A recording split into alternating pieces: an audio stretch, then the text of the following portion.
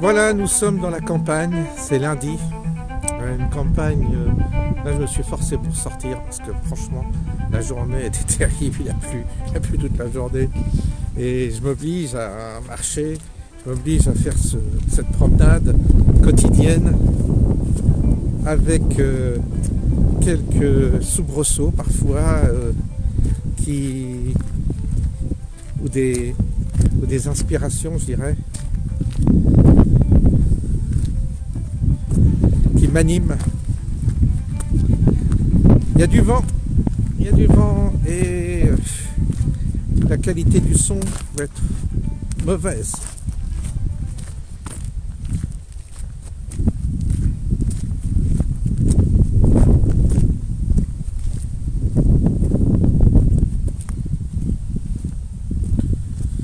Bon bah, Philippines, on l'a oublié.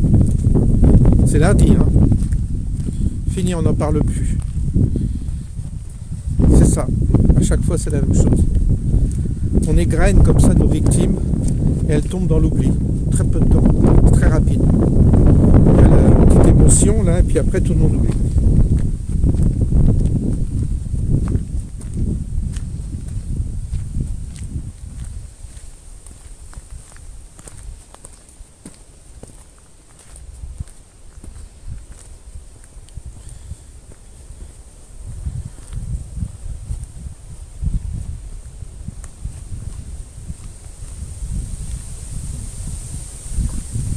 Il y a du vent, hein. Il y a du vent et ça va pas être évident de parler.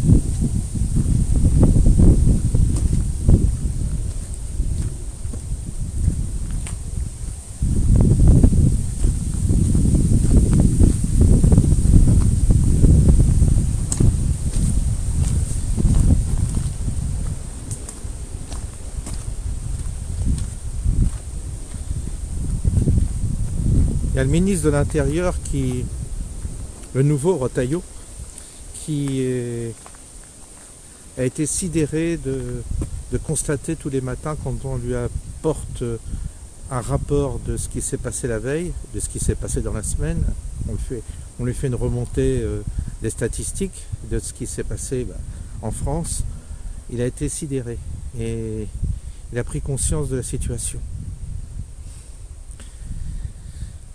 Moi, j'ai travaillé 5 ans au service de la protection juridique des fonctionnaires. J'étais rédacteur dans l'administration à la préfecture de police et je voyais remonter tous les jours les agressions qui étaient faites à l'encontre des forces de police et des gendarmes, mais essentiellement c'était des policiers puisqu'il s'agit de Paris, la Petite Couronne.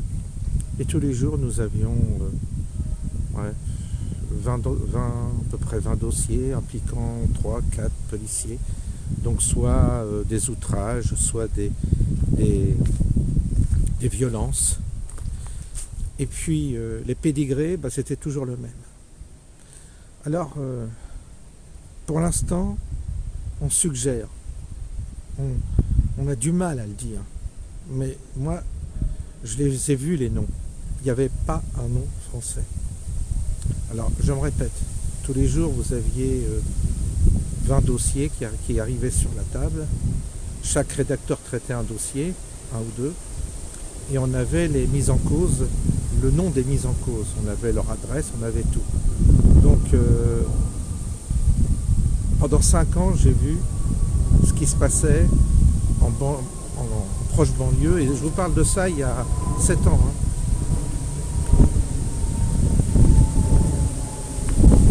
Pas un nom français, jamais. Les seules fois où j'ai vu des noms français, c'est quand il y a eu la manif contre la manif pour tous, la manif contre le mariage gay. Là, il y a eu quelques noms français. Alors là, les juges les ont cartonnés. Et c'était des jeunes de droite, des jeunes cathos. Donc les juges, là, je voyais, ils étaient très durs. Ainsi que certains commissaires, certains policiers également, qui sont toujours prêts à faire du zèle quand il s'agit de gens faciles à corriger, je dirais, entre guillemets. Ils sont moins héroïques quand il s'agit d'aller dans les cités. Donc, j'ai vu ça. Et j'ai vu la hiérarchie, à qui nous avions affaire. Ça fait peur. La mentalité des gens qui sont dans cette administration, ça fait peur. Beaucoup sont très très à gauche. Donc vous voyez un peu par qui le travail à faire s'il y a le Rassemblement national qui un jour arrive au pouvoir.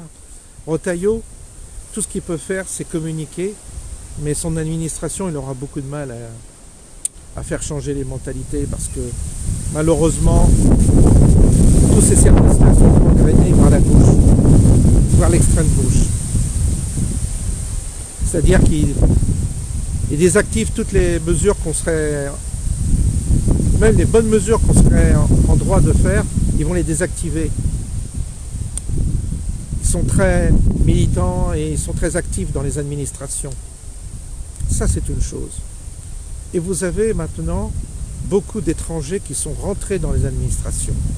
Des étrangers qui sont contre les intérêts de la France. Ils ont la nationalité française, mais ils ne sont pas forcément infiltrés, mais ils ont un état d'esprit déjà pro-émigration. Donc ils défendent et ils prennent le parti souvent des mises en cause, qui sont la plupart musulmans, je vous le dis, 99%. Et eux aussi, ils savent le boulot qu'on serait en droit de faire. C'est-à-dire que vous avez à l'intérieur de l'administration, par concours ou par piston, des étrangers avec ce levier de discrimination positive qu'avait mis en place, en plus que voulait appliquer Sarkozy, le traite. Ces gens-là ont du pouvoir dans les administrations et ils vont tout faire pour saquer tous ceux qui seraient plus ou moins orientés à droite ou qui auraient des idées de droite et qui auraient des idées fermes pour réprimer la délinquance. Ce qui veut dire que toutes les administrations certainement sont comme ça, gangrénées, pourries, infiltrées. Ça veut dire que le travail est énorme et que si même le Rassemblement national avait le pouvoir, ils auraient énormément de difficultés à faire appliquer leurs lois, leurs règlements, leurs décrets, leurs mesures, parce que vous avez toute une armée de gauche, d'extrême gauche et d'émigrés à qui on a donné avec une désinvolture la nationalité française, qui sont contre les intérêts du pays, contre nos intérêts. Ils sont tous pervertis et très actifs, très militants en plus. Et vous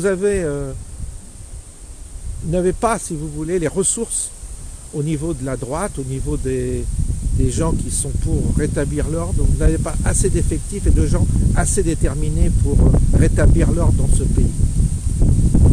Le gros souci, il est là, parce qu'en termes de moyens, on aurait les possibilités de régler le problème, je vous dis très rapidement. On a les outils, on a les moyens. Mais à cause de tous ces obstacles humains,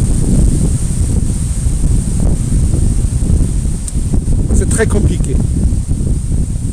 Le seul moyen déjà de commencer, si le Rassemblement national avait le pouvoir, c'est de faire une purge dans les services. Une chasse aux sorcières, pour éliminer tous les gauchistes et tous les étrangers qui sont là contre les intérêts français. Je vous dis pas le bordel, je vous dis pas les syndicats et tous ceux qui vont évidemment tenter de s'opposer à ça. On criera au fascisme, on criera toujours pareil, à la chasse aux sorcières, mais il n'y a pas d'autre solution. Alors, moi je le dis, les politiciens ne le diront jamais, n'assumeront pas, donc ça devrait être fait en douce, intelligemment, discrètement. Mais il n'y a pas d'autre solution, nous ne l'aurons pas. Voilà ce que je pouvais dire d'après ce que j'ai moi vu sur le terrain. Vous voyez, c'est des choses concrètes, ça. C'est ce que j'ai constaté.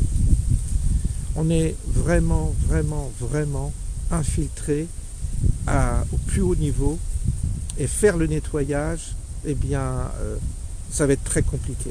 Il faut des gens très déterminés, des gens qui se salissent les mains également, mais il y a parfois besoin de gens comme ça pour faire le ménage.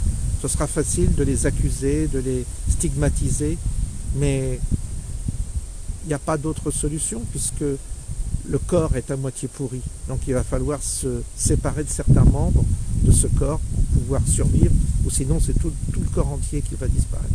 Il n'y a pas de demi-mesure. Et ça, il faut en être conscient. Il faut que la population prenne conscience. Et là, je pense que Philippines, on l'a déjà oublié. C'est-à-dire qu'un événement en attrape un autre, en chasse l'autre, je veux dire. Et donc, il n'y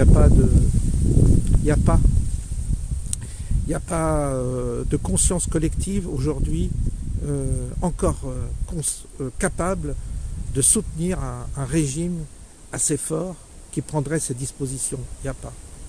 Parce que il faut un soutien populaire très important pour avoir un régime capable de réaliser ce que je viens de vous dire. Et pour l'instant, ce n'est pas le cas. Donc il faut encore des morts, beaucoup de victimes.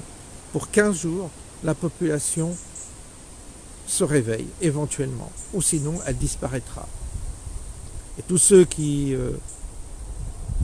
parlent de génocide pour la Palestine, eh bien, je leur dis, vous assistez à votre propre génocide sans même vous en apercevoir, bande d'imbéciles.